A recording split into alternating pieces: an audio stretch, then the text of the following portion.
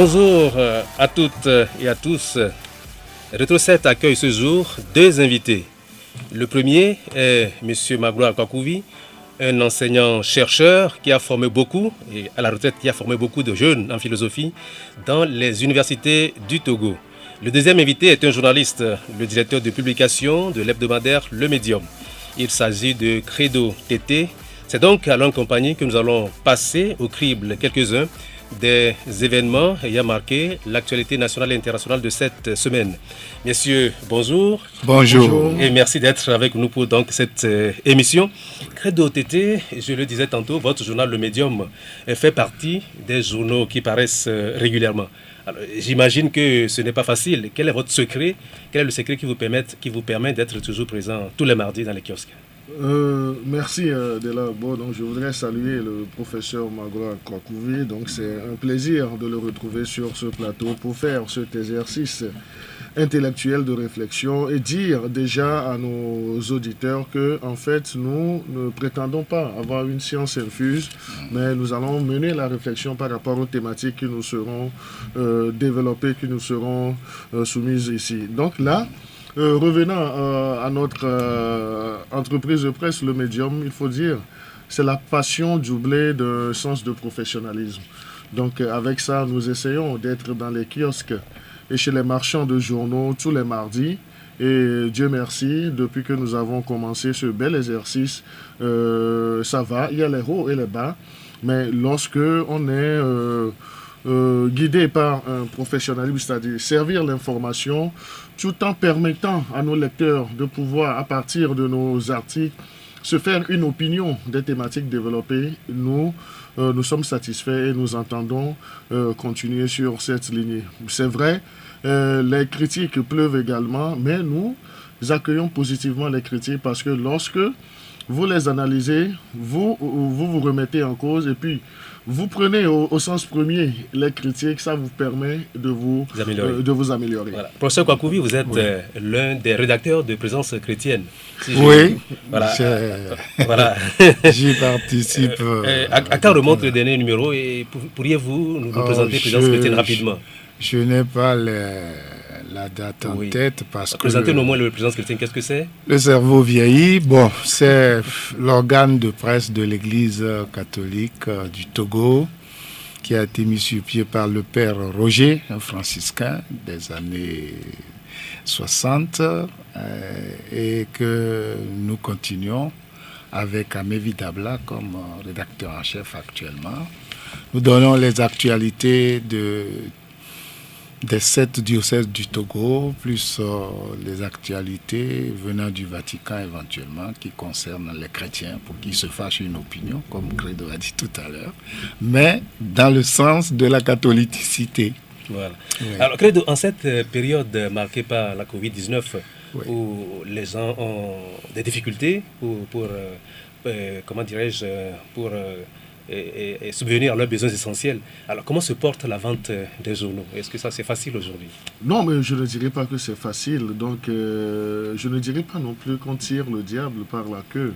Donc, tout est question de volonté. C'est vrai, la crise de la pandémie à la Covid-19 n'est pas seulement dans le domaine des hommes des médias, donc c'est dans tous les secteurs d'activité. Donc, tant bien que mal, nous essayons de tenir la barque. Donc nous faisons nos efforts et avec nos maigres ressources, nous nous sommes dit, vous savez, vous ne pouvez pas embrasser une profession et ne pas l'exercer. Nous avons embrassé la profession de journalisme et le journaliste, c'est celui qui fait un travail au quotidien. Donc ça, c'est la première définition, mais dans le respect des règles éthiques et déontologiques. C'est ce qui nous guide et avec, disons, les bonnes volontés qui se développent autour de nous, nous arrivons jusqu'à aujourd'hui à assurer nos parutions régulières. Donc, il n'y a pas de secret, donc il n'y a pas de fétichisme, il n'y a pas de charlatanisme. Donc, tout est question de volonté et d'organisation. Et là, je voudrais rebondir un peu. Quand je saluais le professeur Kwakouvi et Magloire, je l'ai fait en début. Mais lorsque vous lui avez posé la question sur présence chrétienne, donc je peux dire c'est Présence chrétienne qui nous a donné cette envie d'être dans le journalisme. Donc, feu Roger Akoué-Mionovi, il était notre professeur de religion au Collège Saint-Joseph dans les années 90. Je me rappelle, il m'a dit, viens, on va faire Présence chrétienne. Et en ce moment, j'avais eu à faire un certain nombre de reportages et à publier un poème. Donc, le déclic est venu là-bas. Et en ce moment, M. Roger Mionovi Akoué était également un de mes anciens à Radio Lomé parce que je faisais partie de la pépinière de Tonton Takassi. Donc c'est dire que vous comprenez toute l'émotion de me retrouver sur ce plateau avec le professeur qu'on connaissait de nom parce qu'il a eu à enseigner à l'université nos oncles. C'est ça. Le hasard fait bien les choses, comme on dit. Oui. On peut dire que est tombé dans la marmite depuis très longtemps, là, tout petit. Alors, Oui. dans le médium, votre journal de cette semaine, je vois la une, un titre sur la plateforme industrielle d'Adéticopé, un autre sur le premier data center du Togo qui a été inauguré, et un autre titre sur l'OTR, le civisme fiscal, et puis enfin, un article, enfin une réflexion, bien une analyse sur l'opposition togolaise intitulée aveu d'échec et d'impuissance. Alors, une dernière question avant de passer à autre chose, Credo. Alors, on dit l'information, c'est toujours une sélection. Et sur quels critères vous basez pour sélectionner vos informations que vous proposez à vos lecteurs? Non, il faut dire qu'il y a un travail rédactionnel qui est fait. En fait, nous ne bouclons pas parce qu'il faut se retrouver un lundi après-midi, toute la semaine. Donc, nous faisons une conférence de rédaction. Et j'ai la chance d'avoir un directeur de la rédaction qui est mieux outillé que nous. Donc, je voudrais le saluer, M. Faustin Oussou. Il était l'un de mes anciens à Radio Lomé. Eux aussi, il a fait ses preuves, que ce soit au niveau de Nana FM que de la BBC. Donc, c'est lui qui tient depuis au moins 4 ans la rédaction de ce journal. Donc, avec les autres collaborateurs, nous essayons de définir les priorités dans les sujets et nous faisons tout le recoupement parce que nous nous sommes dit, au journal Le Médium, c'est l'information générale, certes, mais avec une accentuation sur le développement, la culture, le social et la politique. Donc, nous faisons l'effort de nous arrimer à ces 4 axes et avec nos forces, nos faiblesses, nos défauts, nos qualités et surtout nos insuffisances, parce que nous sommes des êtres humains, nous tendons tous vers cette perfection. Et je crois que si on veut développer ce thème, donc je ne prendrai plus le micro, le professeur est là pour y aller. Donc c'est dire que c'est une volonté, c'est une passion pour nous. Et chaque semaine, il y a cette conférence de rédaction. Et nous priorisons par rapport à l'actualité aussi les thématiques à développer. Mais nous nous sommes dit, depuis un certain temps, on s'est rendu compte que c'est la politique. Quand vous prenez la plupart des journaux, toutes les manchettes, c'est la politique, alors qu'on a des sujets de développement. Des sujets plus importants parce que nous avons, au-delà de l'information, nous devons sensibiliser nos lecteurs, pour ne pas dire les populations togolaises. Quand on parle de la plateforme industrielle d'Adéticopé, c'est quoi la PIA? Donc là, nous sommes partis à l'information, pas nous contenter uniquement de la cérémonie d'inauguration, mais aller chercher les objectifs réels qui sont visés dans la mise en place de cette plateforme industrielle d'Adéticopé.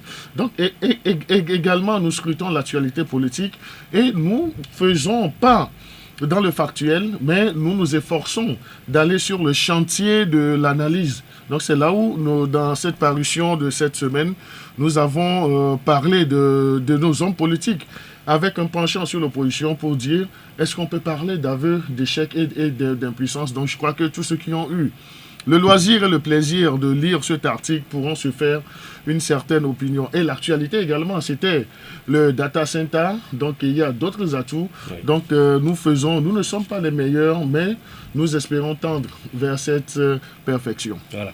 Et je reviens à vous, M. Kakoui. Oui. Est-ce qu'on peut vous considérer comme un philosophe? C'est qui le philosophe et c'est quoi la philosophie? Bon, c'est rapidement, comment dire, une thèse en 3 minutes, là, votre thèse en 3 minutes, en 50 secondes.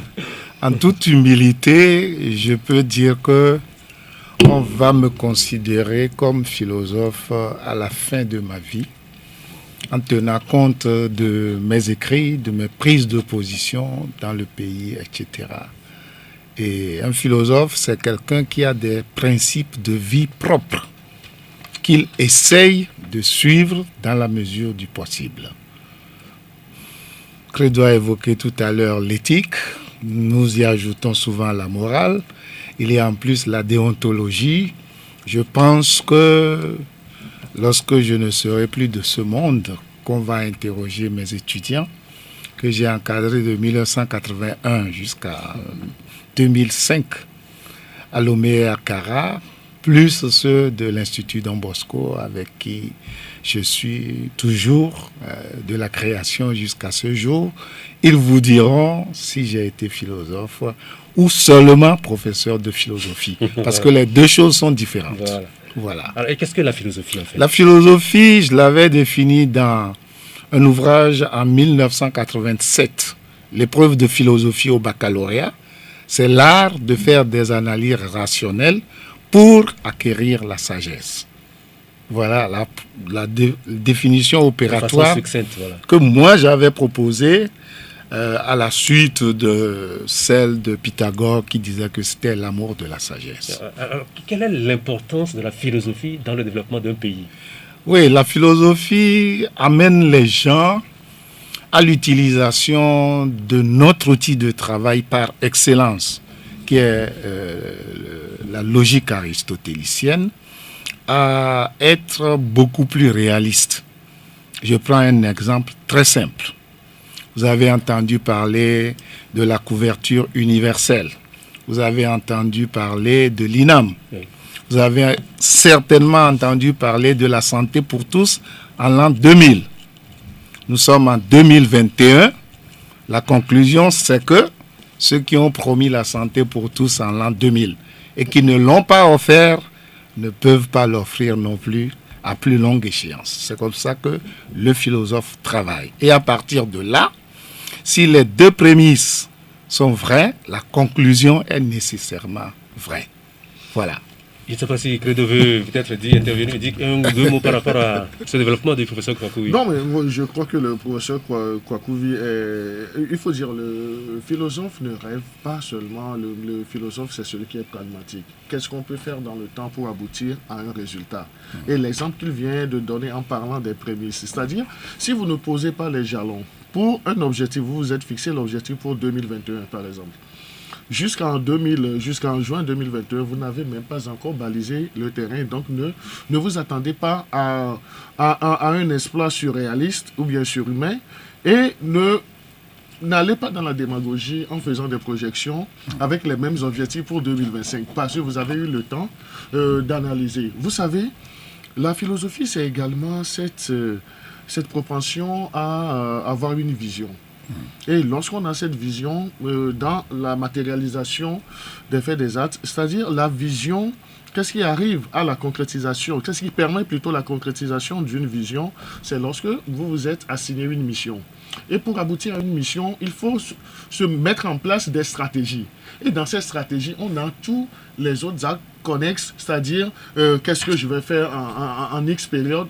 Donc, lorsque vous abordez un sujet, vous abordez une thématique, ou bien vous-même, vous n'avez pas une vision, ça serait difficile de vous assigner une mission.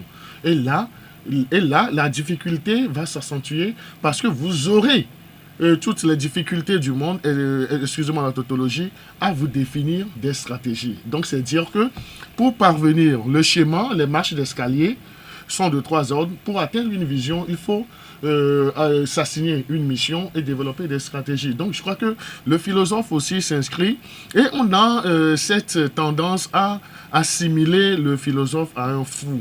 Je dis non, le philosophe n'est pas un fou, mais un fou positif parce qu'il nous permet, il ouvre le champ de la réflexion. Et vous voyez, lorsque vous êtes avec un philosophe, c'est pas parce que j'ai devant moi le professeur, mais lorsque vous prenez même un sujet de dissertation philosophique, vous-même qui l'abordez, en traitant le sujet, vous vous enrichissez parce que vous apprenez. Le philosophe, c'est celui qui sait faire la lecture des choses et qui sait aussi, non seulement la simple lecture, mais lire entre les lignes. Voilà. Professeur Kwaku, vous êtes un membre fondateur aussi de la Ligue togolaise des droits de l'homme, donc un défenseur des droits humains. Alors, de votre point de vue, comment se porte, j'imagine que vous avez toujours un regard sur les droits de l'homme au Togo. Alors, de votre point de vue, comment se portent aujourd'hui les droits de l'homme au Togo? Quelles sont les réussites dans ce domaine et qu'est-ce qui reste à améliorer? Bon, je crois que si on fait une revue d'ensemble, le pays a gagné le multipartisme, il n'a pas gagné la démocratie, il a eu des ouvertures sur les droits de la personne humaine, mais il y a eu en la matière ce qu'on appelle le flux et le reflux en histoire. Je prends la liberté de manifester. On a tout fait pour caler cette liberté-là. Je prends la liberté de la presse et le pétrole gate. Un journaliste fait son travail, on l'assigne en justice, l'État commandite un rapport sur le même fait, les résultats de l'État sont plus probants que celui du journaliste et l'affaire s'arrête là. Bon, le droit des concitoyens a été sevré parce que, d'une part, le problème n'a pas été clarifié jusqu'à une conclusion juridique au vu et au su de tout le monde, avec discussion au Parlement, comme ça se fait au Ghana en direct, mais on a dit, voilà, vous allez payer une amende, vous avez fait ceci, vous avez fait cela. Donc, ça c'est le même exemple, peut être pris sur le fait que le Togo a ou non du pétrole. Lundi, on dit qu'on en a. Mardi, on dit que la quantité n'est pas suffisante pour qu'on l'exploite. Mercredi, on apprend qu'il y a un litige entre le Ghana, le Togo, la Côte d'Ivoire sur le même pétrole. Et vendredi, on apprend qu'Israël dit que nous avons du pétrole. Samedi, on apprend que l'Union européenne dit que nous avons du pétrole. Et les députés sont toujours muets sur ce pétrole-là comme des tilapias burkinabés. Pourquoi je prends l'exemple des tilapias burkinabés? Parce que les burkinabés, sans avoir beaucoup plus de cours d'eau que le Togo, élèvent des tilapias dans les retenues d'eau de pluie et on peut en manger à moins de 1000 francs le soir, braisé.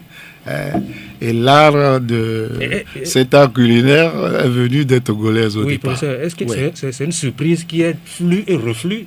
La vie humaine est ainsi faite, non? Oui, mais il y a des acquis.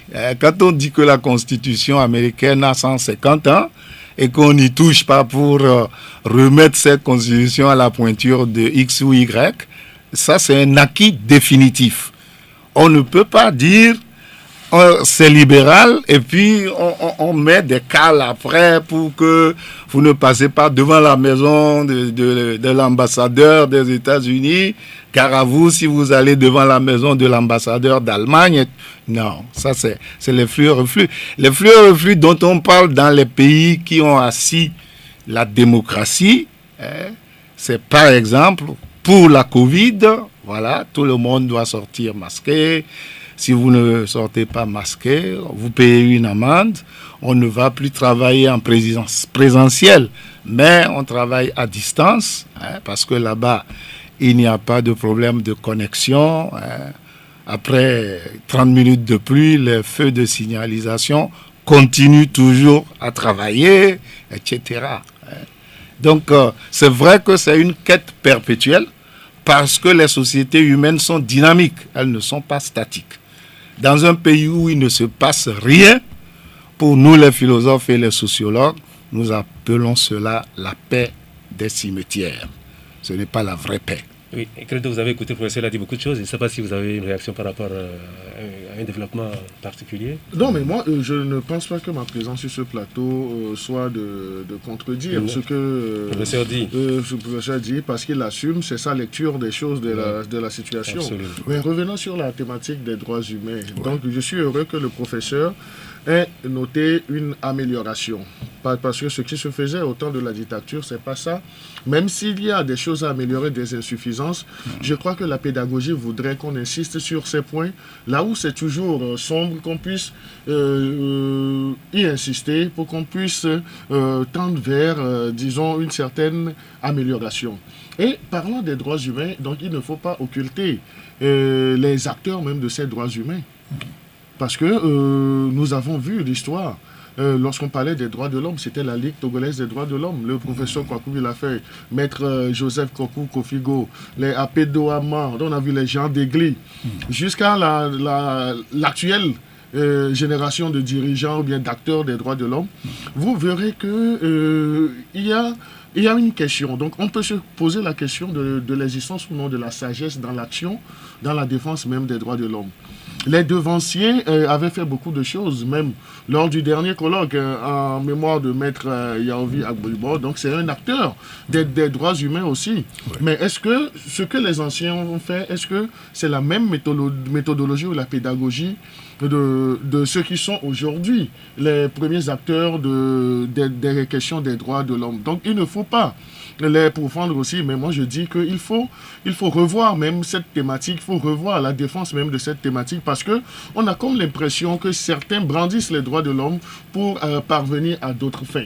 Donc il faut le faire. L'amélioration, elle est là, mais on ne dira pas que c'est le statut parfait de la chose. Il y a encore des brimades. Il y aura toujours des violations, parce que c'est lorsqu'il y a les problèmes qu'on cherche des approches de solutions. Donc on ne peut pas définir, disons, une situation de perfection totale. Maintenant, si nous voulons contextualiser la question aujourd'hui, où en est-on? Donc on peut se réjouir des améliorations qu'on a, mais lorgner beaucoup plus sur les faiblesses et puis les insuffisances qu'il y a encore dans cette amélioration que nous avons, et qui peuvent nous dire c'est, primons, les acteurs des questions des droits de l'homme, le gouvernement et nous qui sommes les citoyens. Parce que nous ne devons pas nous taire aussi et laisser tout entre les mains des acteurs. Parce qu'on a vu, le professeur ne me contradira pas, on a vu certains acteurs des droits de l'homme à une période dans notre pays, mais on dirait qu'ils ont laissé la vraie thématique pour aller supplanter les hommes politiques. Donc, et vous verrez même qu'à un certain moment de l'histoire de notre pays, de l'histoire démocratique, des acteurs des droits de l'homme qui ont carrément occulté les politiciens, ou bien s'ils ne sont pas des caisses de résonance de certains partis politiques. Il y a des choses à dénoncer, mais la manière, parce que l'acteur des droits de l'homme doit dénoncer, mais doit également savoir faire le plaidoyer. Parce qu'il ne suffit pas seulement de dénoncer pour ne pas améliorer la situation. Vous dénoncez, vous faites un plaidoyer, et puis vous donnez également des approches de solutions, c'est-à-dire aux acteurs de l'État, pour dire, cette question, nous allons le faire, nous allons la définir ainsi, donc il faut améliorer les choses. Je me réjouis également qu'il y a des sessions, on est au niveau de Genève, l'examen périodique universel, ça c'est un bel exercice. Oui. Ça c'est un bel exercice qui permet à nos États, à nos gouvernements, pas seulement le Togo, d'aller et puis de confronter les idées, de se défendre. Et là, à l'issue, il y a les experts qui sont là, qui font également des recommandations. Maintenant, lorsque les recommandations sont formulées, ce n'est pas uniquement à l'endroit du gouvernement, mais aussi à l'endroit des acteurs même de ce domaine d'action. Mais lorsque nous revenons, ou bien lorsqu'ils reviennent, on tambourine uniquement sur ce que le gouvernement doit faire. Mais en tant qu'acteur, est-ce que je peux améliorer ma méthodologie, ma pédagogie? Donc ça, c'est une question très importante. Il faudrait reconnaître en âme et conscience le travail de ces acteurs-là. Cette volonté, ce dévouement, nous le reconnaissons, mais nous disons la perfection n'est pas de ce monde. Il faut tendre vers la perfection. Cela sous-entend qu'on doit se remettre en cause. Lorsque je critique les idées du professeur Kwaku Magloire sur une thématique bien précise, donc je dois être à même de faire des approches, de donner ma part de vérité ou bien mes orientations. Comment est-ce que moi je conçois la chose? Parce qu'il ne suffit pas seulement de critiquer, de vilipender, de dénoncer des choses. Lorsque nous dénonçons, disons, prenons le code de la route. Donc on dit que les gens ne respectent pas les feux tricolores. Nous dénonçons qu'il n'y a pas de feux tricolores en des endroits. Le gouvernement fait des efforts. Nous-mêmes, en tant que citoyens, nous ne respectons pas ces feux tricolores. Donc, la faute, elle est à qui? La faute, en tant que citoyen, je dois faire également ma part. Et on ne doit pas se taire sur les choses qui ne vont pas bien.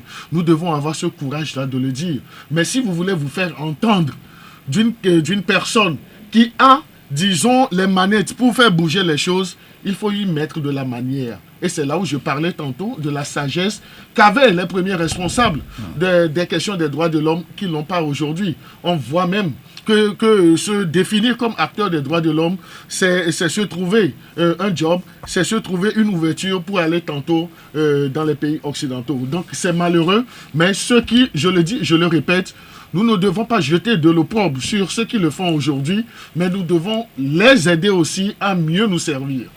Professeur Kwaku, je ne sais pas si vous avez quelque chose... Sinon, ce n'est pas le débat, c'est pas le débat. Ça, non, il faut ajouter seulement que le travail du défenseur des droits de l'homme, c'est la sensibilisation, l'information, la formation et la dénonciation. C'est un travail délicat qui peut vous attirer des animosités. Mais si vous le faites en votre âme et conscience, vous resterez en vie. Voilà. Après cette introduction, nous allons à présent aborder l'actualité nationale de cette semaine. Oui. Ce sera à travers quelques événements sélectionnés par Hervé Essay. L'actualité est marquée cette semaine par l'augmentation des prix des produits pétroliers depuis ce vendredi sur toute l'étendue du territoire national. Ainsi, le super simplon coûte désormais à la pompe 505 francs, le gasoil 520 francs CFA. Le nouveau prix du mélange de temps est de 606 francs CFA, celui du gaz butane, 6500 francs pour 12,5 kg et 3120 francs pour 6 kg. Une revue des prix à la hausse que désapprouve la secrétaire générale de la CDPA, Brigitte Kafi Adjamagbo, et le pasteur Edo Komi du MMLK. L'augmentation des prix des produits pétroliers m'inspire deux commentaires. D'abord, elle confirme que le régime est à bout de souffle, que les caisses du Togo sont vides. Le pays a tellement été pillé que, à force, il n'y a plus rien. Mais là où nous ne comprenons rien et où nous sommes révoltés, c'est que le régime croit devoir, encore une fois, aller puiser dans les poches des Togolais qu'il a déjà suffisamment appauvris. Au lieu d'augmenter les prix des produits pétroliers qui sont des produits de base, le régime aurait pu penser à comment récupérer les sommes énormes qui sont détournées. On ne comprend pas. À un moment où il sait que les Togolais sont totalement appauvris, à un moment où tout le monde parle de la vie chère, aucune couche sociale n'est épargnée. Ce régime, il est peut-être à la recherche de quelque chose, il finira par l'avoir s'il continue d'aller de mesures impopulaires en mesures impopulaires. C'est avec surprise que nous avons appris, à travers un communiqué interministériel portant sur la fixation des nouveaux prix des produits pétroliers à la pompe, et ces nouveaux prix, il faut à l'entame dire qu'on connu de l'augmentation. Et pour les produits pétroliers, ce que nous utilisons naturellement, super simplon, c'est une portée de 425 à 505 francs, soit une augmentation de 80 francs. Et quelles que soient les raisons évoquées, il y a lieu quand même de tenir compte des réalités. Le prix du baril aujourd'hui est à $70, ce qui n'est pas du tout alarmant pour qu'on puisse parler d'une éventuelle augmentation des prix des produits pétroliers. C'est un véritable coup de massue sur la tête des Togolais qui sont déjà plombés par la flambée des prix des produits de première nécessité. Le sort des Togolais vient d'être scellé avec cette augmentation dans une période de crise sanitaire. Mon cœur saigne. Décidément, les pouvoirs publics doivent faire profil bas pour redonner espoir aux Togolais. Cet espoir-là qui est en train de s'étioler. Parce que partout désormais, la vie chère va se sentir davantage. Pour nous, il est question de dire aux autorités de revoir cette situation. Inauguration dimanche 6 juin 2021 de la plateforme industrielle d'Adétikopé Pia par le chef de l'État, Faure Nyansingbe. Bâtie sur 400 hectares, l'infrastructure qui devrait générer 30 000 emplois vient concrétiser l'ambition du Togo d'être un pôle de transformation de produits locaux.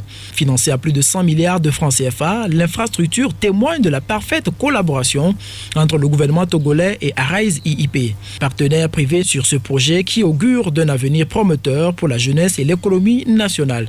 Victoire Tomega Dogbe, Premier ministre togolais. Cette approche trouve aujourd'hui une brillante traduction concrète dans la plateforme industrielle d'Adétikopé Pia, fruit d'un partenariat stratégique avec le groupe Arise. Nous sommes ici les acteurs d'une évolution majeure et les témoins d'une révolution moderne. Plusieurs de nos aspirations vont se concrétiser avec la mise en service des premières machines dans les usines qui vont s'implanter sur ce site. Création d'emplois pour nos jeunes, augmentation de la productivité agricole, amélioration des revenus des acteurs économiques, pour ne citer que cela. En particulier, c'est un motif de fierté de voir se réaliser le rêve de la valorisation de nos ressources naturelles chez nous, ici au Togo. L'inauguration de ce jour confirme que vous avez eu raison, Excellence Monsieur le Président de la République, et que vos orientations étaient justes. À terme, la plateforme industrielle d'Adétikopé s'étendra sur une superficie de près de 1000 hectares pour un investissement de 200 millions d'euros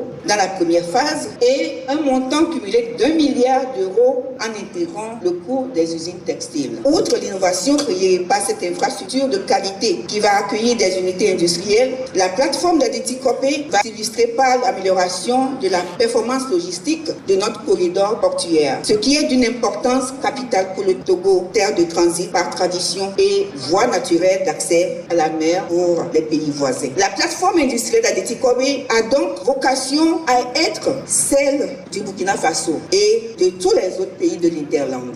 Démarrage lundi de l'administration de la première dose du vaccin Sinovac aux étudiants de l'Université de Lomé. Une initiative du gouvernement pour atteindre l'immunité collective de 60% de la population contre la pandémie de Covid-19. Certains étudiants se sont déjà fait vacciner, mais d'autres, par contre, doutent de la vaccination. Je me suis vacciné parce que je dois le faire en tant qu'un étudiant, en tant qu'un citoyen. Je me suis vacciné, je suis là, ça ne m'a rien fait. Moi, je suis étudiant à l'Institut national de la jeunesse et des sports. Ce qui m'a amené à me vacciner, dès le début, j'avais un peu peur puisqu'on parlait un peu des effets néfastes sur les réseaux sociaux. Mais juste après ça, il y a eu des séances de sensibilisation, d'abord dans nos écoles et aussi par les agents de santé. C'est une question de choix. Moi, j'étais obligé de le faire. Chacun peut faire un choix de le faire ou non. Je suis en train de réfléchir à faire ça quand même, mais pour le moment, je ne suis pas encore prêt. Moi, je n'ai pas fait la vaccination. Et on ne sait pas si on se vaccine ce qui va arriver demain. Peut-être que ça peut nous causer d'autres choses.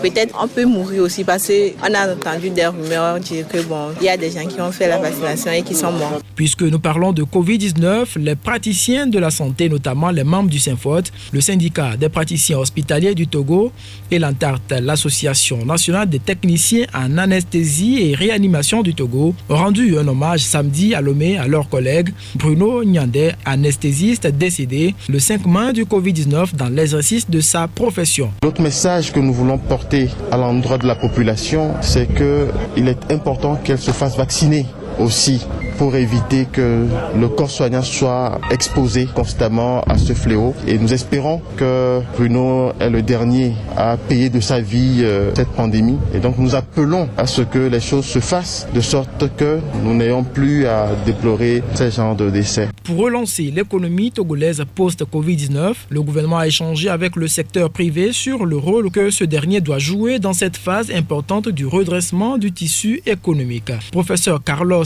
Lopez, économiste du développement et de la planification stratégique. Nous avons maintenant une discussion sur un certain nombre de mesures macroéconomiques qui sont mises en cause et une ouverture de la part des institutions internationales pour faire des propositions un peu plus osées dans le cadre macroéconomique. Il va falloir en profiter, mais je ne pense pas que ça va durer. Donc, par exemple, les droits de tirage spéciaux qui sont proposés dans le cadre de la discussion avec la Banque mondiale.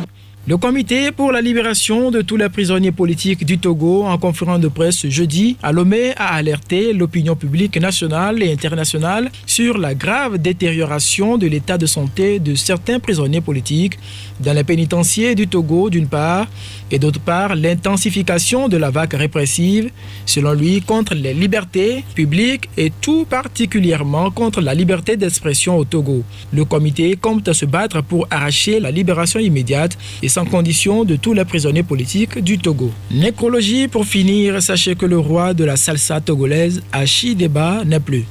L'artiste a tiré sa révérence dimanche 6 juin 2021 des suites d'une longue maladie. Hachi Deba, il est important de le dire, par sa musique a séduit plus d'un à travers ses morceaux comme Bioba, Aseli Baseli,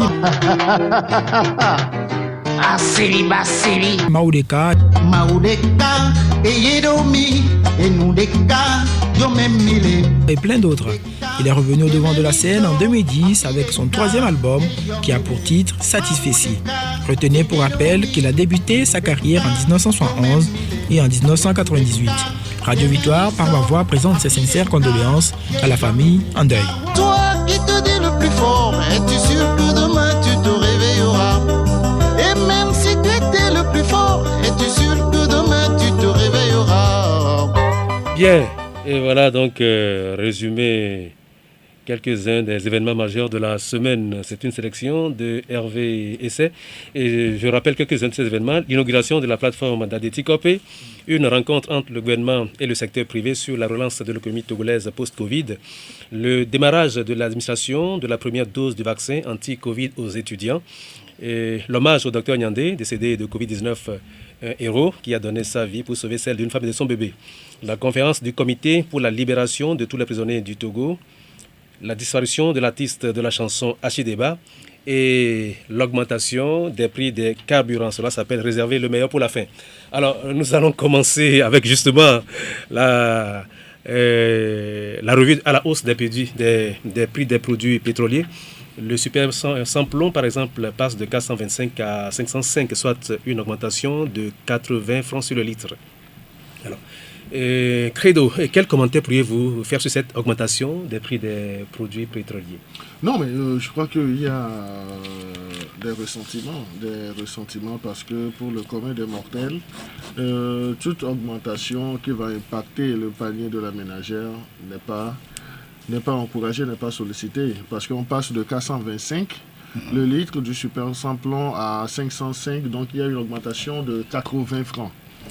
Je me demande, est-ce que la période elle est propice, parce que il y avait déjà les taxes sur les péages, donc les produits vivriers qui sont relativement chers depuis un certain temps. Et il y a même une indisponibilité de ces produits vivriers avec toutes les spéculations. Lorsque nous avons appris la veille qu'il y aura dès minuit cette augmentation, nous nous sommes dit que font les responsables du ministère du Commerce. Donc je me suis demandé que fait le ministre Adedje pour soulager les populations. Et à part le ministre Adedje, je sais, donc c'est un arrêté interministériel de 3 ministères.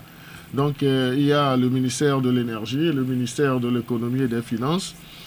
C'est vrai, lorsque vous allez à l'information, vous dit que tout part d'un argumentaire que le prix du brut ont plus que doublé depuis 1 an. Donc ça, c'est une information. Et on nous dit également qu'en réalité, on était dans un système de subvention cachée. Là aussi, il faut éclairer les choses.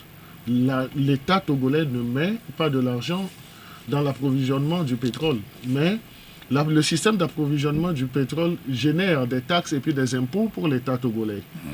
Maintenant, pour nous qui sommes les citoyens lambda, c'est sur nos poches que vont peser, disons, ces augmentations. Donc, on ne peut pas souhaiter cela. Moi, particulièrement, lorsque j'ai eu l'information, j'ai pris langue avec le vice-président de l'Association togolaise des consommateurs en lui posant la question, qu'est-ce que vous faites pour défendre nous qui sommes les consommateurs? Donc, mais eux aussi, ils sont impuissants. Ils sont impuissants. Donc, la stratégie, c'est que nous allons nous plaindre une à 2 semaines et puis on va laisser couler.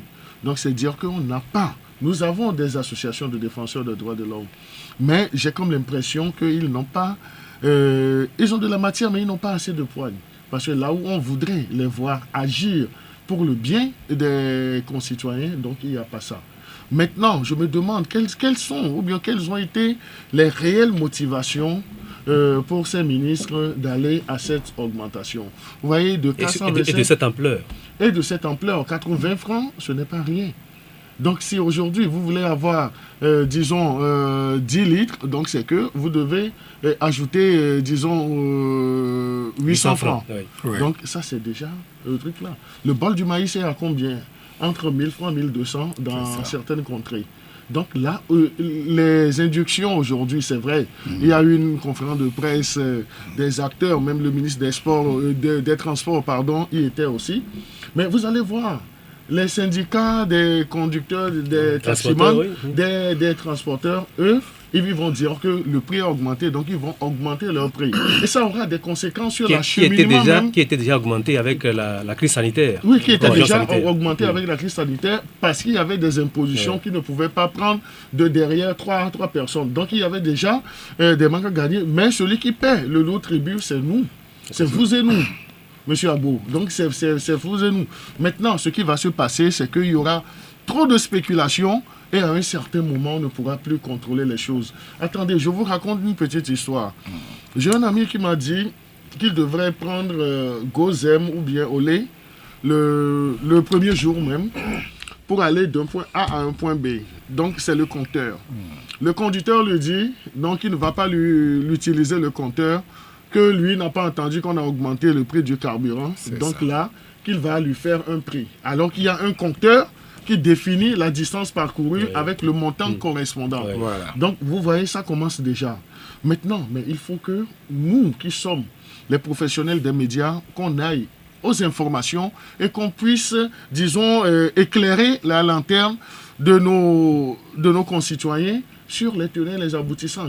Dans un premier temps, qu'est-ce qui justifie cette augmentation? Et là, nous allons prendre cette augmentation comme impact dans le social, pour le développement de notre pays. Est-ce que cette augmentation, est-ce qu'elle est justifiée? Même si elle est justifiée, est-ce qu'on ne pourrait pas faire autrement pour que le côté social ne récolte pas? Parce que c'est le côté social. C'est le côté social. Nous allons voir. Dès lundi, vous allez voir comment est-ce que les prix vont encore, les spéculations vont aller bon train dans nos marchés. Et c'est nous qui allons payer le lourd tribut. Donc il y a ce truc. C'est vrai, le gaz n'a pas été augmenté. Le pétrole lampant l'a été faiblement, donc on parle d'un taux de 6,6%. Et également, il faudrait interroger le mécanisme d'ajustement des prix. Comment est-ce que ça se calcule? Ça, c'est une autre école. Ce n'est pas ce qu'on nous présente. Donc il faut maîtriser, il faut avoir de la matière. Donc on ne peut pas se lever, faire le mécanisme d'ajustement des prix. Donc il faut avoir de la matière, il faut chercher à comprendre. Donc je crois que en faisant cette augmentation, le gouvernement ou bien le ministre ADJ nous a donné du boulot à nous les professionnels des médias. Donc là, lui ne sera pas exempté même de ce boulot parce qu'il n'a qu'à se préparer. Nous viendrons vers lui. Nous viendrons vers lui pour lui poser les questions. Parce qu'on nous a dit dans ce pays qu'il y a eu un événement, cela a stabilisé le truc. Donc, mais il semble que les prix sont pratiquement les mêmes dans la sous-région. On nous a cité le Bénin, le Ghana, même etc. Oui, non, quand vous voyez toutes le Togo n'est pas isolé dans cette histoire. Quand vous voyez toutes les comparaisons, au jour d'aujourd'hui, donc c'est le Togo qui a encore le prix le plus bas, les 505. Ça, c'est un fait. Donc, si on veut s'en tenir seulement au franc CFA, ça, c'est un fait. Donc, c'est un constat. Je dis c'est un constat. Mais maintenant, quelles sont les mesures d'accompagnement développées dans ces pays pour que les gens puissent le faire? Et comment est-ce que l'essence est gérée dans ces pays-là? Donc là, nous n'avons pas ces informations. Est-ce qu'ils ont des structures? Par exemple, il y a sur des plateformes, on a vu des choses. Donc les gens ont écrit que le gaz butane serait entre 3500 et 5000 dans un pays. Oui. Mais est-ce qu'il y a des mécanismes qui sont mis en place? Donc on doit s'interroger, on ne doit pas s'en tenir aux faits. Maintenant, en disant qu'on doit aller à l'information, c'est que on doit aller essayer de comprendre les justifs même de cette augmentation. C'est ça. En essayant d'avoir ces informations, on peut mieux éclairer la lanterne. Donc je ne voudrais pas aussi qu'on verse déjà dans la condamnation. J'ai été éclairé. Bon, pour Madame Adjamagbo, que je respecte, c'est une maman. Ses propos, donc sa ligne, son timbre ou bien son ton n'a pas changé. Donc là, c'est l'occasion pour les politiques aussi de raconter ce qu'ils veulent raconter. Ils sont dans leur rôle. Un pays pillé, les caisses du Togo sont vides. Ça, c'est un constat. Donc je ne voulais pas aller là. Maintenant, on peut. Quel est le rôle de nos leaders politiques aussi? Nos leaders politiques ne doivent pas être là seulement pour contester, mais doivent être également des forces de proposition. Et pour être une force de proposition, il faut se donner une certaine contenance pour avoir le contenu. Donc ça, c'est très important. Professeur Kouakoui, une réaction par rapport à cette augmentation tout ce que Credo a dit est valable sur le plan sociologique. Seulement, moi, je me demande à long terme j'ai appris que Dangote va construire une raffinerie de pétrole au Nigeria. Et je suis sûr que le Ghana doit avoir déjà sa raffinerie. Ma question est simple. Je vous ai dit qu'en philosophie, nous procédons par syllogisme. On ne nous a jamais dit là où le Togo achète son pétrole pour que ce soit si cher. Et ça repose le problème de notre puits de pétrole offshore. Hein? Notre supposé puits de pétrole. Oui. J'ai vu 1 litre de pétrole sur la table du président Eyadema avant ou après le 5 octobre. Je ne note pas les dates comme les journalistes. Peut-être que c'est venu c'est pris à la pompe. Non, il avait dit que c'était les Danois qui avaient fait la prospection et que bientôt nous aurons de l'argent. Mais les étudiants l'ont eu après, il s'est fâché. Il a augmenté le prix de l'inscription à l'université. C'était passé à 50 000. Bon, je veux dire que cette histoire d'augmentation, lorsque nous étions étudiants en France, le prix du métro et des inscriptions augmentait après chaque vacances. Mais il y avait un mécanisme là-bas qui temporisait ou tempérait la pilule, c'est que tous les 2 ans, il y avait une augmentation de salaire, augmentation des frais de transport, de cantine, etc. Donc, je crois que les pays africains gagneraient à prendre tous les aspects de la démocratie. Il ne s'agit pas de dire on est un État de droit, on est un État souverain. Où est passée la reddition de comptes? Que fait la justice contre les milliards qui s'en vont tout le temps? Bon, voilà les questions.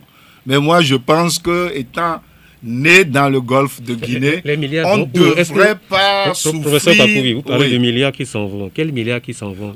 Il paraît qu'il y a près de 88 milliards qui fuient le Togo. Je ne sais plus si c'est par an ou par trimestre. Il faut inviter le petit Togolais.com. Il va vous bien informer là-dessus. Vous invitez le professeur Kakou Boukpo. C'est eux les économistes. Nous voyons de loin. Moi, je dis que ce n'est pas possible que nous soyons entourés de pays qui exploitent déjà leur pétrole et que nous souffrions. Non, je ne crois pas à cette histoire de cherté du pétrole là. Voilà, nous allons passer à un autre sujet parce que le temps passe là rapidement. Alors, l'inauguration de la plateforme industrielle d'Adeti Copé dimanche dernier par le chef de l'État est l'un des faits majeurs de la semaine au Togo. Cela n'a pas échappé aux confrères qui, presque tous, lui ont consacré une place de choix dans leur colonne. La dépêche et Togo Matin ont eu la même inspiration puisque les 2 confrères affichent à la une le même titre. Fort a inauguré la plateforme industrielle d'Adeti Copé, dit la dépêche. Fort Nyasingbe a inauguré la plateforme industrielle d'Adeti Copé, écrit en écho Togo Matin. Le correcteur, qui ne dit pas autre chose, annonce à ses lecteurs que la plateforme industrielle d'Adeti Copé est officiellement inaugurée. Pour Togo Matin, le président Fort met en marche la première zone industrielle intégrée au Togo, tandis que la Nouvelle Tribune déclare que la PIA démarre ses activités. Des activités que le médium de Credo OTT, ici présent dans ce studio, interprète comme l'engagement vers une industrialisation du pays. Chronique de la semaine qui fait de l'événement la même lecture que le médium affirme que Fort Nyasingbe engage le Togo sur la voie de l'industrialisation. Idem pour le libéral qui voit le Togo sur la voie de l'industrialisation. Nouvelle opinion, il va encore plus fort puisque pour le confrère, le Togo est très engagé sur la voie de l'industrialisation. Même enthousiasme chez Ouattara les vainqueurs qui clame que le chef de l'État accélère l'industrialisation du Togo avec PIA. De son côté, et très sobrement, le messager estime que le Togo fait un pas certainement vers son industrialisation et Focus Info trouve dans la plateforme d'Adeti Copé tout un symbole. Pour le spécialiste de l'économie, l'économiste PIA est ouverte aux investisseurs. Abondant dans le même sens, Écho du pays voit dans l'inauguration de la plateforme des opportunités d'emploi pour la jeunesse. Des emplois que Liberté évalue à plus de 35 000. Douchant un peu l'enthousiasme de certains confrères, le changement déclare que le tout n'est pas de créer 30 000 emplois, mais également de mettre en place des conditions de travail décentes. Enfin, pour le Républicain Info, la plateforme d'Adeti Copé est la concrétisation des axes 1 et 2 du PND. Alors, la plateforme industrielle d'Adeti Copé, une bonne nouvelle pour le pays. pourvu seulement que les fruits tiennent les promesses des fleurs, n'est-ce pas, professeur Kwakouvi? Bien sûr, bien sûr. Je crois que au lieu de parler d'une plateforme qui nous met sur la voie de l'industrialisation, il vaudrait mieux parler d'une plateforme qui nous met sur la voie de l'endettement, puisque nous sommes déjà PPTE. Et que si on fait une étude comparative entre l'OPIC, je ne sais pas comment ils appellent ces nouveaux venus-là, parce qu'il y a beaucoup de vautours sur l'Afrique, nous osons espérer seulement que l'État togolais sera beaucoup plus regardant sur les salaires. C'est pas la peine de faire miroiter aux jeunes qu'il y aura 35 000 emplois. Ça rappelle la zone franche. Oui, à moins de 35 000, on ne paye même pas le SMIC dans la zone franche. Et où sont passés Sanecom, toutes les industries qu'il y avait au début. Ils s'enrichissent, 9 ans, et puis la 10e année, ils se déclarent en faillite, ils s'en vont. Et le Premier ministre l'a bien dit, ça va augmenter les revenus des économistes. Ce n'est pas un lapsus. Vous savez, quelquefois, c'est Freud qui parle des lapsus. Elle aurait pu dire ça va augmenter les revenus des Togolais qui vont travailler là-bas parce que le Togo sera regardant sur son code du travail et qu'on payera au minimum le SMIC togolais. C'est ce qui serait la bonne nouvelle par rapport à l'OPIC et à la zone franche industrielle. Malheureusement, nous vivons en effet d'annonces beaucoup plus que de réalité. L'un des journaux l'a dit, travail décent, mais il faut également salaire décent. Il ne faut pas oublier que les ouvriers de Amina Mèche sont en grève cette semaine-là. Donc, voilà, moi, mon commentaire. Que d'autres étaient? Oui, c'est vrai qu'il faut lorgner du côté et encourager un travail décent. Oui, le travail décent, c'est qu'il faudrait les mesures d'accompagnement qui sont des salaires décents. Mais on ne peut pas jeter de l'anathème non plus sur le gouvernement d'avoir des ambitions. La plateforme industrielle d'Adeti Copé, nous l'avons titré que c'est un engagement. C'est un engagement vers une industrialisation du pays. Donc c'est que nous tendons, si tout est bien fait dans les règles de l'art, nous pouvons espérer tendre vers cette industrialisation parce que, il faut le dire, c'est un partenariat public-privé qui est entre le Togo et une filiale du groupe Arès de ZIP. Et la pièce s'inscrit également selon les fruits de nos documentations dans une ambition du gouvernement dans l'axe 2 de la feuille de route gouvernementale même, notamment la création d'emplois en s'appuyant sur nos forces. C'est vrai, donc on nous a dit qu'à terme, d'ici 2025, il y aura 35 000 emplois de créés. Ça, c'est une bonne chose. Nous sommes acculés par le temps, donc nous allons changer de sujet. Les étudiants ont commencé à recevoir leur première dose de Sinovac, un vaccin anti-Covid-19. Et le Togo est classé par les États-Unis parmi les États les plus sûrs au monde en ce qui concerne la lutte contre le Covid-19, ce qui vient conforter le classement du Royaume-Uni qui avait déjà qualifié le Togo de pays sûr. Il y a quand même de quoi être fier, non, M. Credo Tété? Oui, donc nous devons nous réjouir, même si ce n'est pas tout qui va bien. Donc au moins, il y a des efforts qui sont faits dans certains domaines. Il faut avoir l'humilité d'esprit de reconnaître cela. Parce que la gestion de la crise à la pandémie de la Covid-19 a été pris à bras-le-corps par les autorités, surtout les acteurs impliqués. Et c'est ce qui nous vaut aujourd'hui, disons, cette classification des États-Unis qui recommande, en somme, le pays, le Togo, comme destination sûre. Donc, je crois que c'est un mérite pour tous les citoyens togolais, mais il ne faut pas baisser les bras. Donc, nous devons continuer toujours par respecter les mesures barrières et faire toujours dans la sensibilisation. Moi, à côté de la sensibilisation, je mets toujours la pédagogie. Donc, la sensibilisation et la pédagogie vont de pair. Donc, il faudrait sensibiliser les gens, mais il faudrait également utiliser de la pédagogie. Donc, on n'a pas besoin, dans certains langages, et c'est vrai, lorsque vous êtes responsable ou bien acteur premier d'une dynamique et vous voyez que malgré tous les efforts consentis, il y a certains qui essaient de banaliser toujours les choses. En tant qu'humain, ça fait mal. Mais en tant que responsable, pour faire des sorties, on doit faire des sorties responsables, des sorties mesurées, parce que vous ne parlez pas uniquement à celui qui a décidé de ne pas respecter, mais tout propos, toute intervention, toute sortie médiatique doit viser cette sensibilisation qui doit être imbibée d'une pédagogie. Le Togo fait des efforts. Il faut féliciter le gouvernement et tous les acteurs impliqués, mais dire que ce n'est pas fini.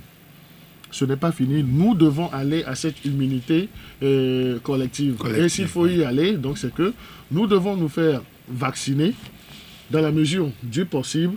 Et lorsque nous faisons le choix individuellement de ne pas prendre ce vaccin, il n'est pas question qu'on puisse intoxiquer aussi l'opinion. C'est ça. Oui. Un mot, on va vite aller. Oui, non, je crois qu'en matière de vaccination, nous faisons tout. D'habitude, pour moi, lorsqu'un gouvernement travaille, il n'est pas félicité. Il rend service. Un ministre, étymologiquement, est un serviteur du peuple. Tout ce que je déplore, c'est que les plus petits, les élèves, les collégiens, les lycéens, on a l'impression qu'ils pensent que la Covid n'existe que dans l'établissement. Quand ils sont dehors, ils baissent la garde. Donc, il faudrait que la sensibilisation continue et que tout le monde se fasse vacciner. Un mot sur le docteur Nyandé, l'anesthésiste qui a perdu sa vie dans les circonstances que l'on sait. Oui. Et on peut dire que malgré tout, il y a encore des âmes qui aiment vraiment leur métier, des gens qui exercent par vocation. Oui, c'est ce qu'on peut constater encore et c'est de bon augure pour les vocations parce qu'entre-temps, on pouvait percevoir la médecine et toutes ces branches comme un métier rentable. Et les gens y allaient non pas pour le serment d'Hippocrate, mais pour l'argent. Mais je crois que ça fait bien d'entendre qu'il y a des gens qui travaillent consciencieusement encore et c'est tout à l'actif du pays et des vocations dans le corps médical. Non, mais moi je pense qu'il faut aller loin. Donc il faut célébrer non seulement le docteur Nyandé, mais il faut célébrer tous les agents de santé qui ont perdu la vie dans la lutte contre cette pandémie. Donc ils sont nombreux. Pour le docteur Nyandé, ça nous a tellement piqué parce qu'il voulait sauver une femme enceinte en travail, donc il a chopé le palu, mais il y a d'autres médecins qui sont décédés en voulant chopé le Covid. Il a chopé le Covid, pardon. Donc je crois qu'il y a d'autres médecins aussi qui sont décédés, d'autres agents, des infirmiers. Nous devons à un certain moment les célébrer. Oui. En France, à un moment de la crise, de la lutte, c'est vrai, ils étaient sortis, chacun à sa fenêtre applaudi. Le personnel soignant, donc je crois qu'on doit réfléchir également à faire de même dans notre pays. Et lorsque ceux qui sont responsables de la gestion même de la pandémie, donc nous leur demandons d'être assez modérés. Ils ont des responsabilités, mais ils ne sont pas des extraterrestres. Donc le langage à employer envers ce personnel soignant doit être un langage assez châtié, un langage de reconnaissance doublé d'une humilité. Sinon, on dira que les militants de la 25e heure sont là. Et vous savez, l'histoire même des militants, l'histoire sociologique des militants de la 25e heure, ce sont les ailés, mais qui viennent pour tout gâcher. Donc on n'a pas besoin d'invectiver les agents de la santé. Nous devons les célébrer, nous devons les encourager. Et pour prendre le pouls, si vous avez un agent de la santé dans votre famille, vous verrez quand il part le matin pour aller au boulot, il y a toute une ancienneté. Je vais vous dire, je revenais d'un voyage et je devais faire le test Covid à l'arrivée. Le temps de faire l'enregistrement sur l'ordinateur avec l'autre agent, j'ai vu l'agent qui devait me faire le prélèvement. Je l'observais comme les cabines sont contiguës. Il a porté son ensemble sanitaire, mais je l'ai vu à un certain moment. Il a fait le signe de la croix. Oui. C'était profond. Tout est symbole. C'était profond. Et quand je suis parti, c'était le premier passager qui devait voir. J'ai dit, mais grand frère, vous avez fait quelque chose, ça m'a touché. Vous avez fait le signe de la croix. Il me dit, mon chef, nous venons travailler. On a 99% de chances de repartir avec le virus. Parce que ce que nous voyons, nous faisons le prélèvement. C'est Dieu qui nous protège. Donc ce qu'il a dit, c'est sainement. Et il me dit, il le fait au début comme à la fin. Donc c'est dire qu'ils sont exposés, ils en sont conscients. Continuellement. Les prélèvements. Donc ces personnes, on doit les célébrer. Et les célébrer, ce n'est pas organiser une cérémonie pour dire il faut les applaudir uniquement. Non. Mais ce qui doit leur revenir, qu'on puisse leur payer ça. Voilà. Ils sont là, ils travaillent. Mais il ne faut pas que d'autres personnes mangent. Voilà. Alors, les prisonniers seraient dans un environnement déplorable et beaucoup seraient malades. Alors, depuis que l'on en parle, n'est-il pas temps d'améliorer les conditions de détention et de vie de ceux qui sont privés de leur liberté, et qu'ils soient détenus politiques ou pas? Est-ce qu'il n'est pas temps quand même de faire un effort pour améliorer leurs conditions? Oui, je crois qu'on a conseillé au Togo de fermer carrément sa prison civile. Parce que je crois que c'est construit pour... 600 personnes, 800 personnes. 800 personnes et ils sont 2000 là-dedans. Donc, les microbes ont beau jeu lorsque vous êtes serrés comme des sardines. Ce qui me surprend, c'est que tout le monde peut se retrouver en prison, même innocemment. Tout le monde. Non, j'ai visité le maire Akapo Apollinaire en prison, j'ai visité Claude Amegavi, j'ai visité Abouibo en prison. Tout le monde peut s'y retrouver. Ce n'est pas un lieu agréable, comme on dit souvent, à souhaiter, même à son pire ennemi. Donc, lorsque le surpeuplement est là, la maladie aussi en profite. C'est dommage. Bon, est-ce qu'il faut construire maintenant en hauteur? Est-ce qu'il faut construire une prison comme l'hôtel du 2 février? Moi, je n'en sais rien. Non, mais moi, je crois qu'il faut agir sur les conditions sanitaires. Il faut agir sur les conditions sanitaires parce que, vous savez, la prison, on ne peut pas souhaiter ça à son pire ennemi, mais nous sommes des prisonniers ambulants nous tous. Parce que en sursis, parce que on ne sait pas, donc on peut tomber sous le coup de la loi. Ce n'est pas uniquement tuer qui peut amener en prison, mais il y a des délits qu'on appelle les délits de droit commun. Donc là, nous sommes des prisonniers en sursis et lorsque nous sommes aujourd'hui aux affaires, ou bien ceux qui sont aux affaires, ils doivent améliorer les conditions carcérales parce que ce n'est pas garanti qu'ils ne pourront pas passer là-bas.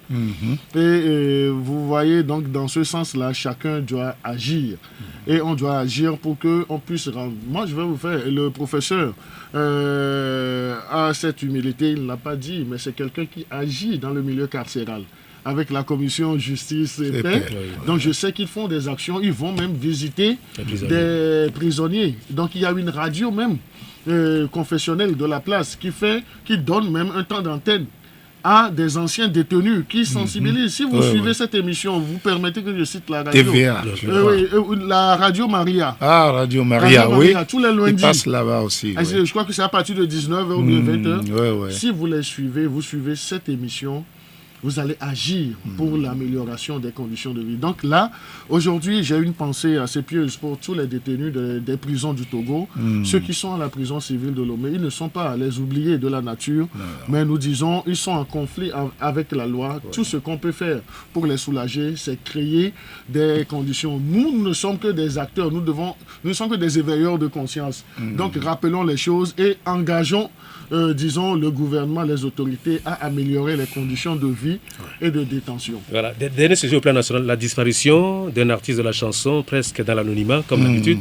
Assis Débat n'est plus. Encore une grande perte pour le monde des arts et de la culture au Togo, n'est-ce pas, professeur? Oui.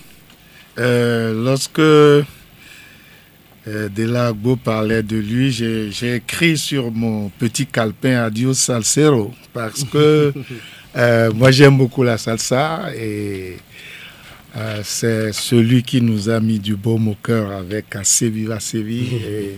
J'ai une nièce. Il avait le sens de l'humour aussi. Oui, j'ai une nièce qui était en bas âge quand le titre, le morceau était arrivé. Elle m'avait surnommé Assez Viva Sévi. Parce que je jouais le morceau tout le temps dans ma voiture. Que le Seigneur lui accorde le repos éternel. Je crois que ce n'est pas quand il décède qu'on devrait les célébrer, mais il faut que le ministre de la Culture trouve le moyen de valoriser tous ces artistes-là au moins une fois par an, et pour que ça suscite des vocations. J'ai été très surpris hier de voir le premier match de l'Italie et de la Turquie sur la TVT. Oui, j'étais agréablement surpris. C'était une grande surprise. Parce que je dis, mais voilà que les choses changent peut-être parce que on ne peut pas ne pas diffuser les matchs et espérer gagner des matchs. Ça, moi, j'ai été numéro 9. Ceux qui ont vécu avec moi depuis l'âge de 14 ans savent que j'ai joué au foot. Mais si vous ne diffusez pas les matchs, où est-ce que les enfants vont voir leur modèle et tout ça?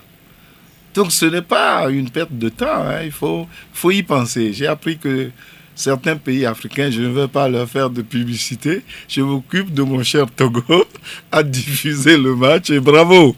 Et puisse cela continuer jusqu'au 11 juillet. Credo, une réaction sur Achille Deba. Non, oui. je dis que le Togo a perdu une valeur de la musique. Oui, parce que Achille Deba, moi je le compare à Jonas Pedro. Voilà. Oui. Et Achille Deba, ce n'est pas quelqu'un qui n'a pas embrassé une profession, c'est un ingénieur de formation.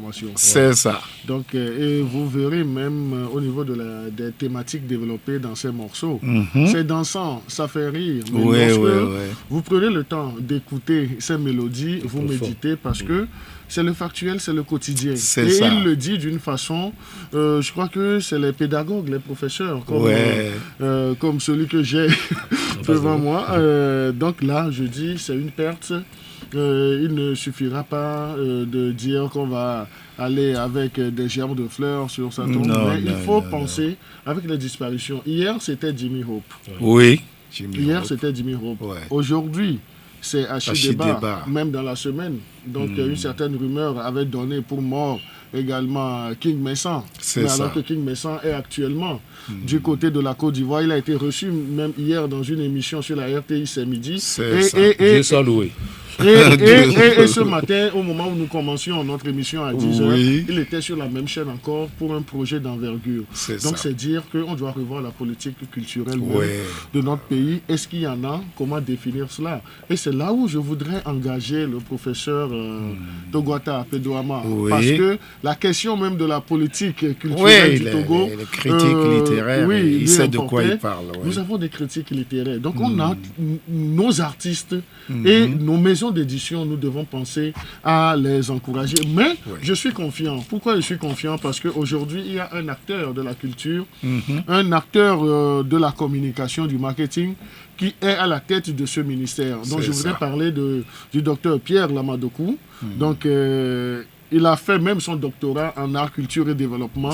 Donc je crois qu'il y a assez de potentialité, assez de richesse dans notre pays. Encourageons ces personnes, encourageons ces gens-là. Donc il faudrait également que le docteur Pierre Lamadokou puisse porter assez de projets. Donc il a déjà commencé quelque chose pour la culture togolaise. Le café littéraire mensuel. Le café littéraire, et on nous recommande de lire tel roman. Avant d'y aller. Je dis, le centre culturel français nous a fait du bien. Le mercredi, on prenait de l'argent chez nos parents, même si c'est une heure de temps, on faisait dans la bibliothèque. Au moins, on lisait les bandes dessinées. Ça nous enrichissait. Donc aujourd'hui, il n'y a plus cette culture-là. Nous avons des androïdes. Nos jeunes frères, nos jeunes sœurs ont des androïdes. Mais les androïdes, c'est pour voir les films érotique. Donc je crois que ça ne participe pas. Donc il va falloir que au niveau de l'État, qu'on développe des stratégies. Nos bibliothèques sont là. Nos bibliothèques communautaires régionales. Donc on doit les alimenter. Donc il faut célébrer les gens, mais pas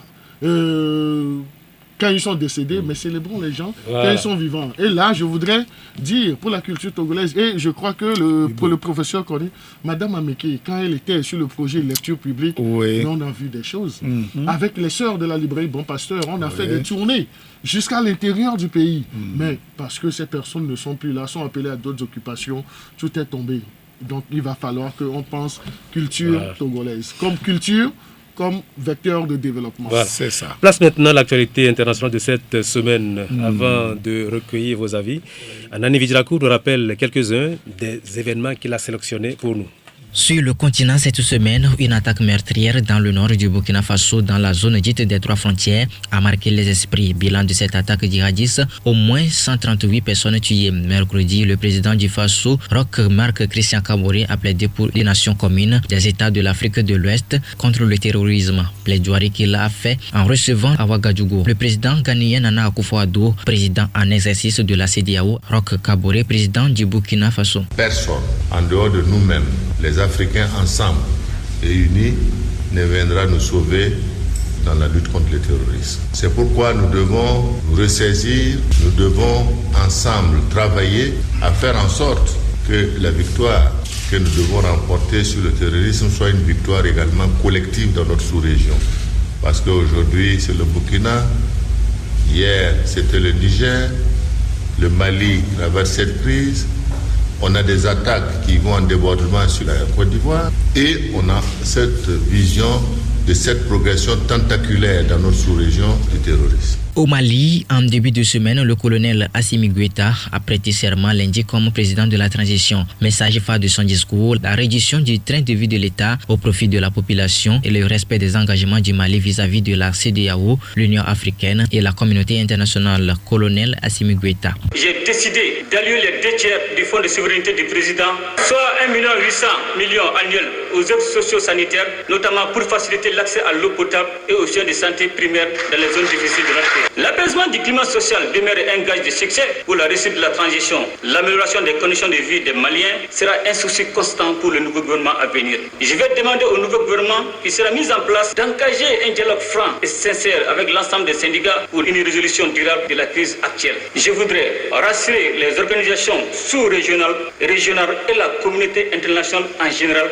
que le Mali va honorer l'ensemble de ses engagements et dans l'intérêt supérieur de la nation. Au lendemain de la prestation de serment du président, une délégation de la CEDEAO et comprenant aussi des représentants de l'Union africaine, de l'ONU, a rencontré Assimi Goïta et le nouveau Premier ministre Choguel Maïga mercredi. Au cœur des discussions, le format du nouveau gouvernement. Vendredi, la situation a évolué. Le président de la transition, Assimi Goïta, a pris un décret désignant les membres du nouveau gouvernement dans lequel les militaires gardent les postes clés comme la défense, la sécurité et la réconciliation. Restons toujours dans le Sahel où le président français Emmanuel Macron a annoncé jeudi la fin de l'opération militaire française Barkhane en tant qu'opération extérieure. Une transformation profonde de la présence des soldats français au Sahel qui entraînera la mise en place d'une alliance internationale anti-djihadiste dans la région selon Emmanuel Macron. La présence durable dans le cadre d'opérations extérieures de la France ne peut pas se substituer au retour de l'État et des services de l'État, à la stabilité politique et au choix des États souverains. Nous ne pouvons pas sécuriser des zones qui retombent dans l'anomie parce que des États décident de ne pas prendre leurs responsabilités. C'est impossible. Ou alors c'est un travail sans fin. C'est pourquoi, à l'issue de consultations que nous conduirons avec nos partenaires, en particulier nos partenaires américains et nos partenaires européens, nous amorcerons une transformation profonde de notre présence militaire au Sahel. Cette transformation se traduira par un changement de modèle. Il impliquera le passage à un nouveau cadre, c'est-à-dire la fin de l'opération Barkhane en tant qu'opération extérieure, pour permettre une opération d'appui, de soutien et de coopération aux armées des pays de la région qui le souhaitent, et de la mise en œuvre d'une opération militaire et d'une alliance internationale associant les États de la région et tous nos partenaires, strictement concentrés sur la lutte contre le terrorisme. Hors de l'Afrique, l'actualité en Europe a été marquée par ce qu'on pourrait qualifier d'un fait divers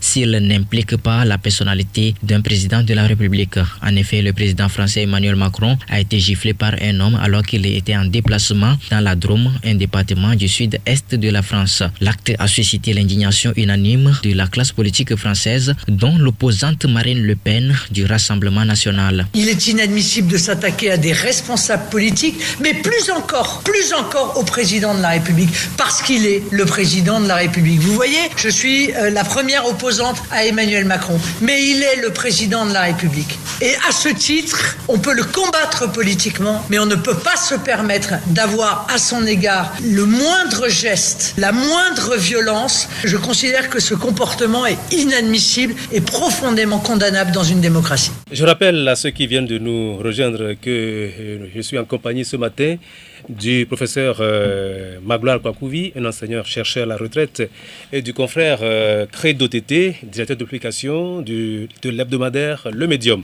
Alors, le colonel Assimi Goïta a prêté serment cette semaine et dans la foulée, il a nommé son Premier ministre. Et on nous a dit même que le gouvernement déjà a été formé avec des postes clés détenus par les militaires. Alors, la question que je voudrais vous poser, est comment est-ce qu'on peut expliquer que la CEDEAO ait accepté, avalisé le deuxième coup d'État, accepter le colonel Goïta soit le président du Mali. Comment est-ce qu'on peut expliquer ça? Est-ce que c'est du pragmatisme? C'est le sens des réalités? Credo Tété. Non, mais moi, je dirais que c'est le fruit de la sagesse parce qu'on attendait tout du dernier sommet des chefs d'État à Accra. Et avec les positions exprimées clairement par la France, par Emmanuel Macron, tout le monde s'attendait à ce que la CEDEAO prenne une autre posture. Et c'est vrai, le premier coup d'État, donc on a vu la posture adoptée par la CEDEAO qui a demandé à ce qu'un civil soit placé à la tête de la transition. L'ancien président Ndao, que le colonel Assimi Goïta a mis de côté. Et vous verrez, les contextes ne sont plus les mêmes. Parce qu'on a vu que avant même le sommet d'Accra, donc le colonel Assimi Goïta, je dirais qu'il a préparé sa matière. Il a tellement bien préparé que la Cour constitutionnelle a fait même une sortie pour dire nous reconnaissons. Mais est-ce que c'est des arguments de droit que la Cour constitutionnelle a développés pour désigner le colonel Goïta comme... Oui, la CEDEAO n'aura pas des arguments aussi pour chercher à aller dans un affrontement avec la Cour constitutionnelle malienne. Parce que la Cour constitutionnelle, c'est un dernier ressort. Et la Cour constitutionnelle dit, nous reconnaissons qu'il y a des arguments. Et la Cour constitutionnelle a développé des arguments juridiques qui reconnaissent Assimi Goïta. Et il nous en souvient également, quand la médiation de la CEDEAO, l'ancien président Goodluck Jonathan, quand c'était chaud lors du second, il quittait Bamako, je crois que c'était l'hôtel Azalaï, pour aller à Kati, qui est, disons, à quelque chose de 15-20 km de Bamako. Et c'est en route que le protocole d'Assimi Goïta l'a appelé pour dire ne sont plus les bienvenus. Vous voyez, en diplomatie, les mots pèsent et puis les actions parlent beaucoup. Et vous aurez remarqué que quelques semaines après, pour le sommet d'Accra, donc la CEDEAO était devant un cul-de-sac. La CEDEAO était devant un cul-de-sac. Soit la CEDEAO acceptait de disparaître en suivant la France dans ses prises de position, ou bien la CEDEAO continuait pas à exister, mais tout en prenant, disons, conscience des jurisprudences qui sont posées. Donc la CEDEAO a choisi la voie de la sagesse. Et vous avez vu, pas plus tard que la semaine dernière, le médiateur Goodluck Jonathan était encore là-bas avec le président de la commission. Ils ont rencontré les acteurs de la transition, de la nouvelle transition, et l'engagement a été pris. Parce que pour la CEDEAO, c'est quoi? Aujourd'hui, l'objectif fixé à Ban Ndao, c'était d'organiser les élections législatives présidentielles au plus tard au 22 février. Donc là, l'engagement a été pris. Je dis l'engagement a été pris. Donc ce n'est pas encore tablé. Donc on va suivre pour que ces élections soient réalisées. Donc la CEDEAO ne pouvait que avoir cette posture, oui, mais jouer le rôle de parent. Oui, professeur Kwakouvi, oui. Le président français dit que la CEDEAO, le fait d'avoir accepté, avalisé ce coup d'État, que la CEDEAO a donné une mauvaise jurisprudence. On est tenté de lui donner raison, non? Je crois que le président français a oublié ce que lui-même il a fait au Tchad. Donc, tout ce que moi je dis, c'est que la CEDEAO a un droit à géométrie variable. Ils nous ont foutu là-dedans en février 2020 déjà. Donc, tout ce qu'ils font après, moi, ça me laisse indifférent. Nous devrions arriver en Afrique à une étape, 60 ans après nos indépendances, à coup d'État zéro. On ne devrait plus avoir de coup d'État parce que les facultés de droit ont assez d'arguments dans leur bibliothèque pour former les gens. C'est pour ça que je regrette que ni l'ONU, ni la CEDEAO, ni l'Union africaine n'ont pas assez de poigne pour mettre les pays au banc de leur structure parce qu'ils font mal. Voilà. Malheureusement, on n'a pas le temps pour développer cette affaire-là. Oui. Nous allons juste une petite réaction sur je ne sais pas s'il faut l'appeler un fait divers. Oui. Le président français qui a essuyé une gifle cette semaine. Et l'auteur de la violence a déjà été jugé. Oui. Il a écopé de 18 mois. 18 mois avec sursis. Oui, 18 mois de prison, donc 4 mois ferme. 4 mois ferme, alors, oui. Je crois que je ne comprends pas ça. Ici en Afrique, il est même interdit de rêver, de faire un truc comme ça, même dans son rêve, non? Oui, non, mais il n'aura pas le temps d'aller devant un juge. Non, tu ne peux même pas rêver en Afrique faire ce genre de choses. Vous savez, trop de liberté, tu la liberté aussi. Oui. Donc là, vous verrez, M. Emmanuel Macron, le président français, n'est pas le premier derniers, Sarkozy, Hollande, même l'ancien Valls, Premier ministre Valls, donc ils ont essuyé. Donc on peut dire que c'est une marque déposée de quelques citoyens français, mais il ne faut pas encourager cela parce que il faut voir à la personne de M. Emmanuel Macron l'institution qu'est la présidence de la République française. Donc nous devons condamner cela, décourager ce genre de choses. Et donc ce n'est pas seulement 4 mois de prison ferme, mais il y a des restrictions sur les droits civiques même. De Damien T qui a fait. Donc je crois que c'est un exemple de l'incarcérer pour décourager ses velléités. Voilà. Bien, professeur Kwakouvi Credo-Tété, je vous remercie d'avoir accepté de venir commenter pour les auditrices et auditeurs de Radio Victoire l'actualité nationale et internationale de cette semaine. Merci à toutes et à tous de nous avoir suivis. Je remercie également mes fidèles compagnons Hervé Essé, Anane Vidrakou et Haïté Messan pour leur accompagnement au micro de la Abo. Prochain rendez-vous samedi prochain, si Dieu le veut. Excellent week-end à toutes et à tous. Au revoir.